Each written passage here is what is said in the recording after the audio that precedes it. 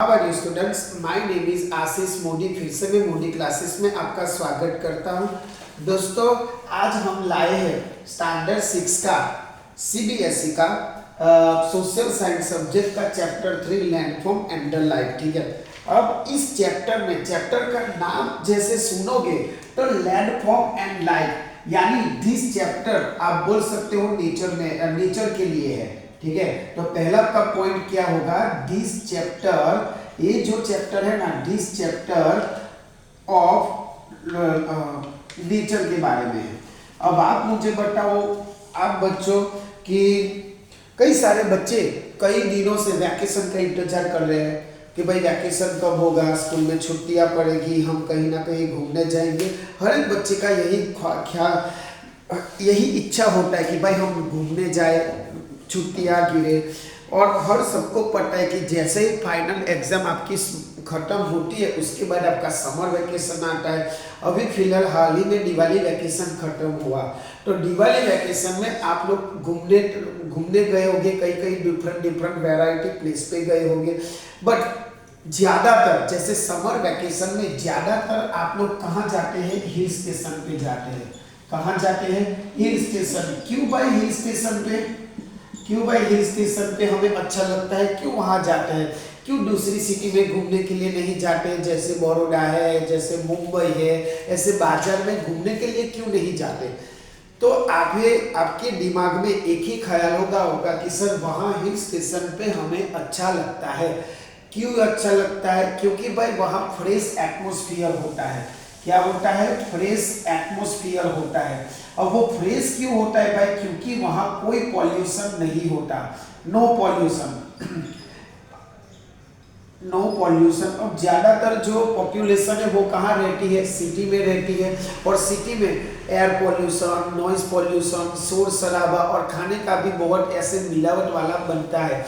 इसीलिए इन सबके दूर आप थोड़े दिनों के लिए कहाँ जाते हो भाई, हिल स्टेशन पे जाते हो, क्योंकि वहां आपको फ्रेश एटमॉस्फेयर के साथ फ्रेश ऑक्सीजन मिलता है। बॉडी को जब फ्रेश ऑक्सीजन मिलता है, अच्छा खाना मिलता है, कोई पॉल्यूशन नहीं मिलता, तो आपका दिमाग, आपका ब्रेन कैसा रहेगा, फ्रेश रहेगा।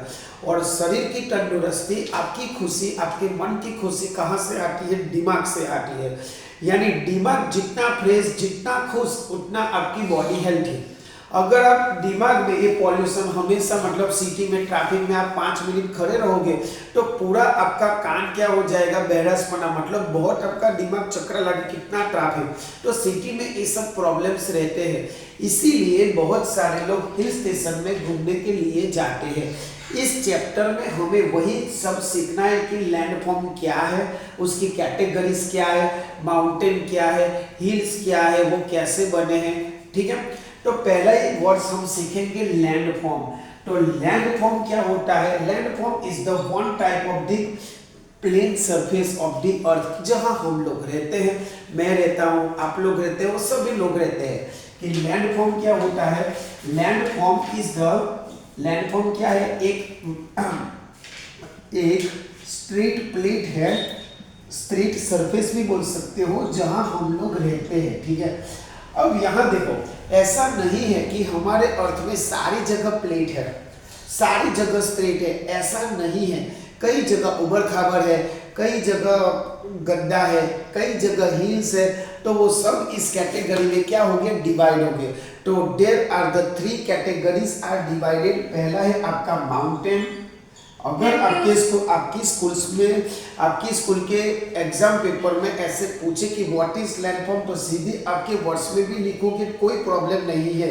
हाँ, अच्छा ये याद है, कई सारे बच्चे ना रट्टा ही मान लेते, डेफिनेशन यानी बुक की पूरी definition. This is not comfortable.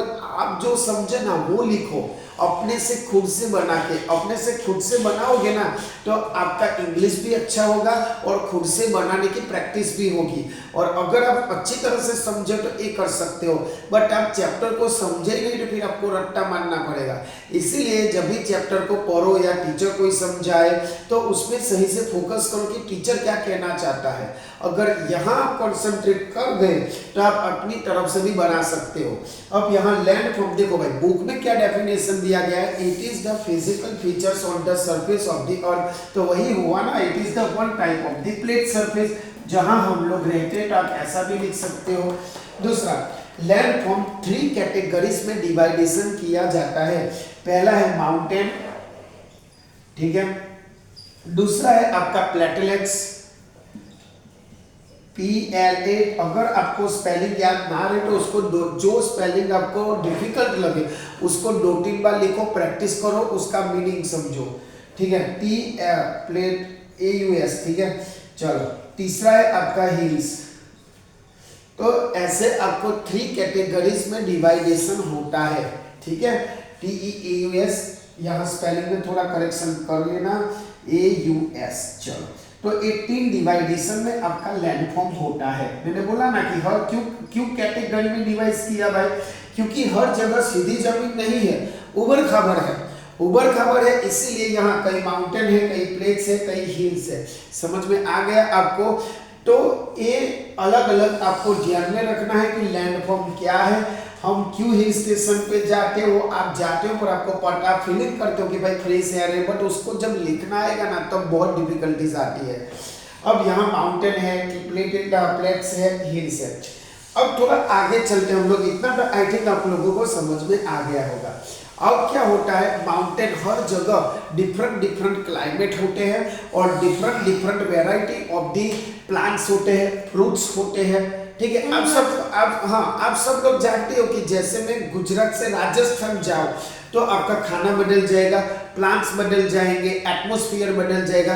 तो every mountain has the different of the climate होते हैं, डिफरेंट क्लाइमेट होते हैं, ठीक है।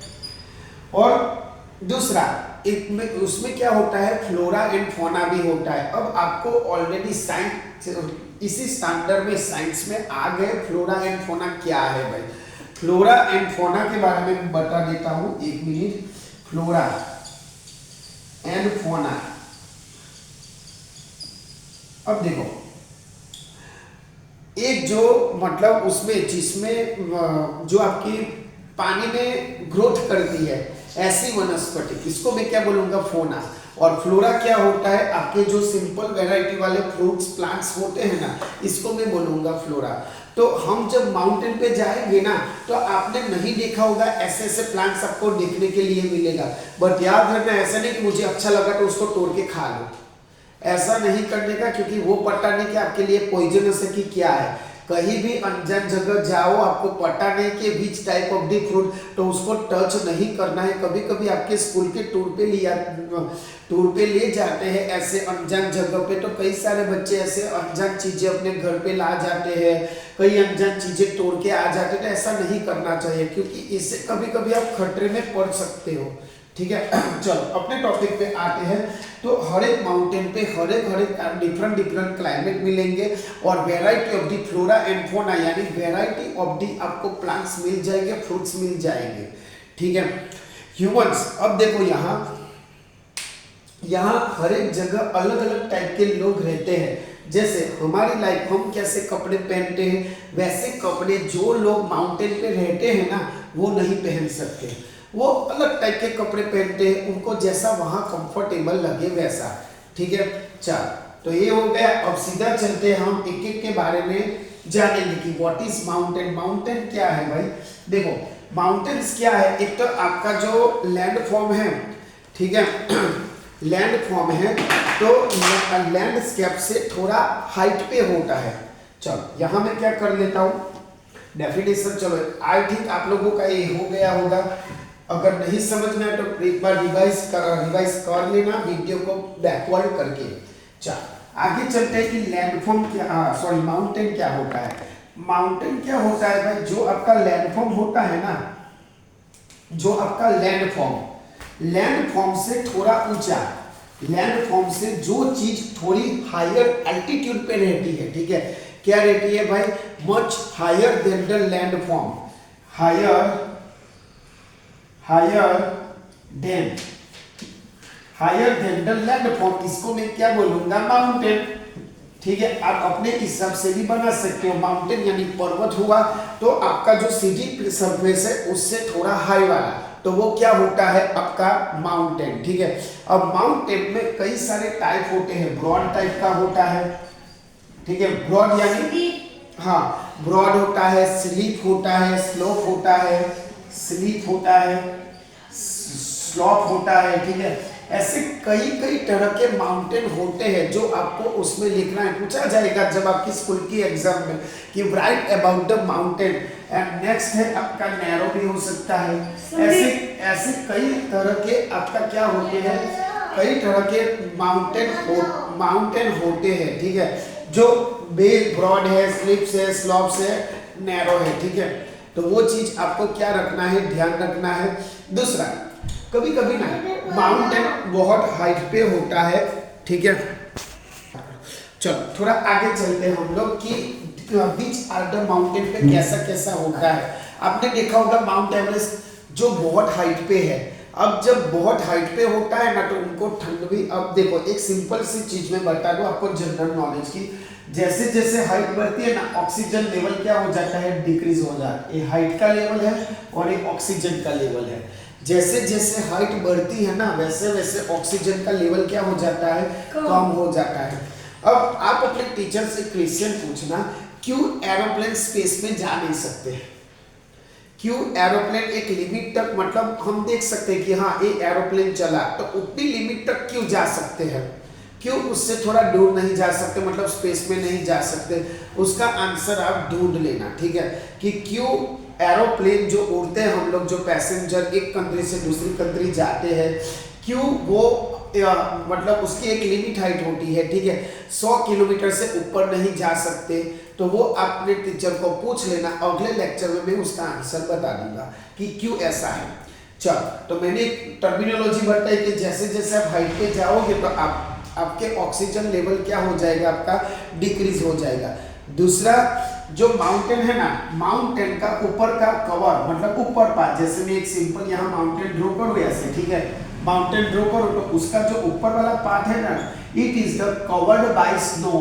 क्या होता है, कवर्ड बाय स्नो, यानी उसकी जो टोच होती है ना वो क्या होती है, बर्फ से ढकी हुई होती है। क्या होती है, बर्फ से ढकी हुई होती है। और क्या होते हैं, ग्लोबल वार्मिंग आप सब जानते हो। क्या जानते हो, ग्लोबल वार्मिंग क्या है भाई? ग्लोबल वार्मिंग कोई बता सकता है, बोलो व्हाट इज ग्लोबल वार्मिंग? सुना है ना? हाँ तो बोलो। ग्लोबल वार्मिंग जो एटमॉस्फेयर, हिंदी में बोलो। ग्लोबल वार्मिंग जो एटमॉस्फेयर में वो क्या कहते हैं, इंक्रीज हो जाए। बस यही बच्चों के साथ चीज आपको पता तो है पर बोल नहीं पाते, लिख नहीं पाते कि उसको कैसे लिखना है। इसीलिए बोलता हूँ कि समझ से पढ़ो, समझ के लिखो। ग्लोबल वार्मिंग यानी every year at least 2 degree Celsius temperature increase of the earth atmosphere, यानी हर एक साल अर्थ का एटमॉस्फेयर 2 डिग्री सेल्सियस जितना बढ़ता है। क्यों बढ़ता है? Because of the very pollution, more quantity add in carbon dioxide into the atmosphere.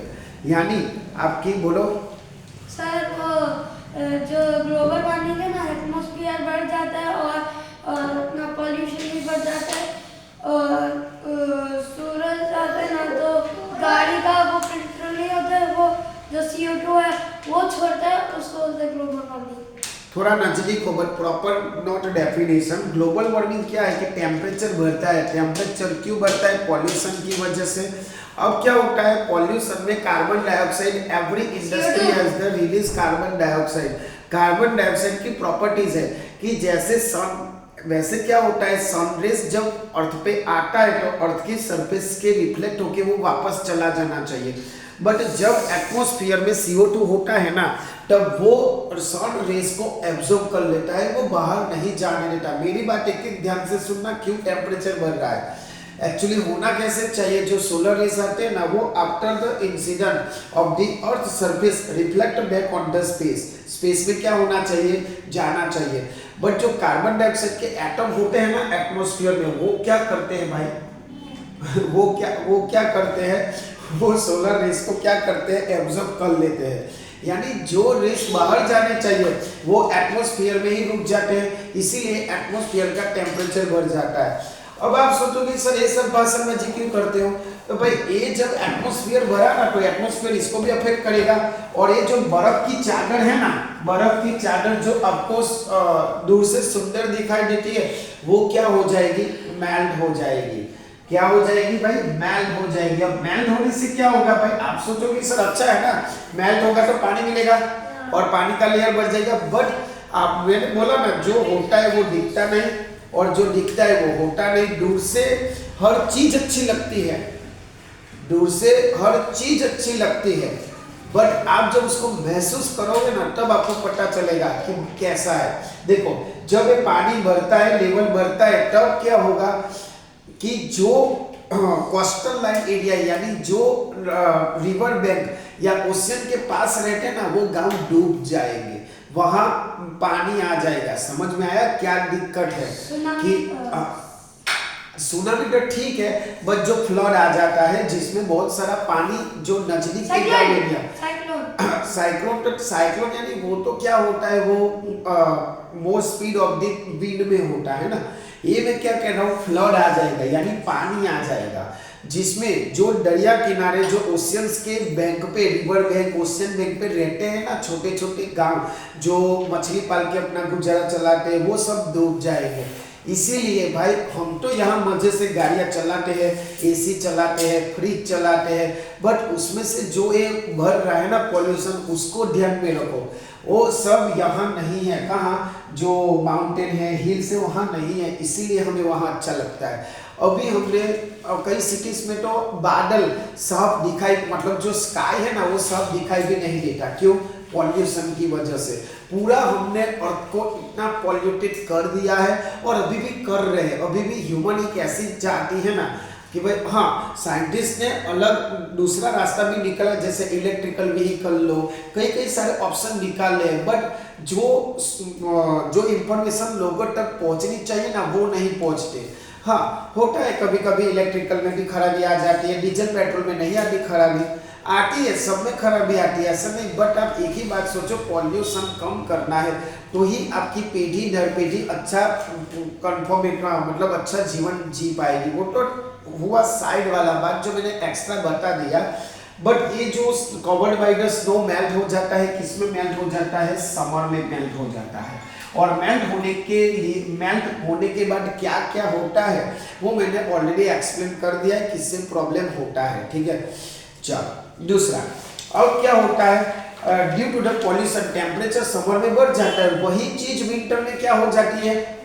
बढ़ जाती है। विंटर में क्या हो जाती है? टेम्परेचर घट जाता है ना। विंटर में बहुत ठंडी, अभी आप ही देखो समर में इतनी गर्मी पड़ती है, फिर विंटर में इतनी ठंडी लगती है। ठीक है, तो इसी वजह से फिर से जो वो क्या हो जाता है, फिर से वो स्नो में कवर हो जाता है। ठीक है, और वहाँ ठंडी बहुत बढ़ जाएगी।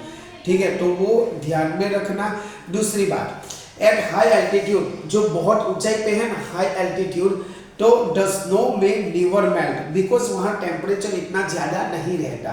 The mountain permanently snow cap, और कई कई माउंटेन ऐसे हैं कि जो स्नो जो चादर है ना वो हमेशा के लिए रहती है, जैसे हिमालय पर्वत, हिमालय रीजन, जिसमें आप अगर हिंदू मेथोडोलॉजी में जानते हो तो आपका जो हिंदू मेथोडोलॉजी के अनुसार हिमालय पर्वत है वो कोई नहीं चढ़ सका। ठीक है, उसमें कई सारे साइंटिस्टों ने फाइंड रीजन करने के लिए कई सारे फाइंड किए, कई सारे कारण बताए कि भाई ऐसा ऐसा है, बट एक्चुअली कारण अभी तक कोई नहीं कि वहाँ जाते समय अपना समय बढ़ जाता है, नाखून बढ़ने लगते हैं। बोलो सर, उसका सच है कि जम्मू कश्मीर, अरुणाचल प्रदेश, उत्तराखंड, 3 एग्जाम्पल याद है। हाँ, तो ऐसे ऐसी जगह है कि आज आदमी नहीं पहुंच पाया है। वो तो क्या हुआ, मैंने बोला ना थोड़ा साइड पर भी नॉलेज हमें रखना चाहिए। खाली बुक का नॉलेज इज नॉट इनफ, आपको थोड़ा बाहर का भी नॉलेज करना पड़ेगा। तो ऐसा सब है आपके दिल में। ठीक है, चलो दूसरा अब आते हैं इसमें। ये हुआ माउंटेन्स के, माउंटेन्स का क्लासिफिकेशन, मतलब वो कैसे कैसे होते हैं। Covered by the snow, melt हो जाता है, समर में पानी बढ़ जाता है, फिर विंटर में फिर से। और ऐसे भी माउंटेन है जो परमानेंटली स्नो अपने पे रखते हैं। ठीक है, चलो अब देखो हिल्स पे आते हैं। हिल्स क्या होती है भाई, उनका जो एल्टीट्यूड है ना उनका जो एटीट्यूड है, उनका जो हाइट है ना, वो माउंटेन से कैसा होता है, थोड़ा कम होता है, ठीक है। हिल्स तो है, यानी जो हम बोलते हैं ना ऐसा तो है, बट वो इतना हाई पे नहीं रहता। तो हम बोल सकते हैं उसको कि highland with the lower height. Highland तो है, मतलब माउंटेन जैसा तो है, बट लोअर हाइट का है। Highland with lower height, with lower height, ठीक है। तो ऐसा आपको समझना है। माउंटेन तो है, बट कैसा है भाई, आपका लोअर हाइट है, जो स्लीप है ना, जो स्लोप है वो भी कैसा है, स्लोप है वो भी कैसा है, वो भी कैसा है, लोअर है, ठीक है। स्लोप भी लोअर है, तो उसको मैं क्या बोलूंगा, हिल्स, जिसमें आप घूमने के लिए भी जा सकते हो। तो ये आपको ध्यान रखना है, ठीक है। तो ये हुआ आपका माउंटेन के बारे में, हिल्स के बारे में, और माउंटेन की रेंज है आगे, जो पहले ये सब आप रिवाइज करो, ठीक है। हाँ, रिवाइज करो। और ये जो ये था आपका चैप्टर का पार्ट 1, जिसमें हमने इंट्रोडक्शन देखा, लैंडफॉर्म क्या है, लैंडफॉर्म देखा, माउंटेन देखा, प्लेटेलेट्स देखा, हिल्स देखा। नहीं, प्लेटेलेट्स अभी पार्ट 2 में आएगा। हिल्स के बारे में थोड़ा पढ़ा, समर में क्या होता है, स्लोप में क्या होता है, वो सब हमने अच्छी तरह से इस चैप्टर में डिस्कस कर लिया है, ठीक है। तो आई थिंक आपको समझ में आ गया होगा, ओके जी। हाइट बढ़ने से क्या होता है, और वो क्वेश्चंस अपने टीचर को पूछ लेना, ठीक है, याद करके। तो भाई ये यहीं तक रखते हैं, रिवाइज करना अच्छे से, अपने फ्रेंड्स तक भी पहुंचाओ, ताकि उनको इंफॉर्मेशन मिल सके कि इन चैप्टर में क्या है, क्योंकि स्कूल में क्या ध्यान देते हो हम सभी को जानते हैं, ठीक है। तो ये चीज आप ध्यान रखना, रिवाइज करना। बाकी का जो पार्ट 2 का जो बाकी है वो अगले नेक्स्ट लेक्चर में मैं अपलोड कर दूंगा, बट तब तक आप ये अपनी नोटबुक कॉपी लिख के बैठो। ऐसा नहीं कि खाली उसको देख के करो भाई, उसको कॉपी में लिखो अच्छी तरह से, अपने बुक को भी साइड में रखो, ताकि मैं क्या पढ़ा रहा हूँ वो आपको समझ में आ जाए। मैथ्स का भी मैं वीडियो धीरे धीरे अपलोड कर दूंगा, ताकि आपको कंफर्टेबिलिटी रहे। तो आई थिंक आपको समझ में आ गया होगा। चैनल को सब्सक्राइब करो, लाइक करो, आगे बढ़ाओ, और हर बार की तरह मैं ऐसा ही कहूँगा कि आप ऐसा काम करो कि दुनिया करना चाहे आपके जैसा। जय हिंद, जय भारत।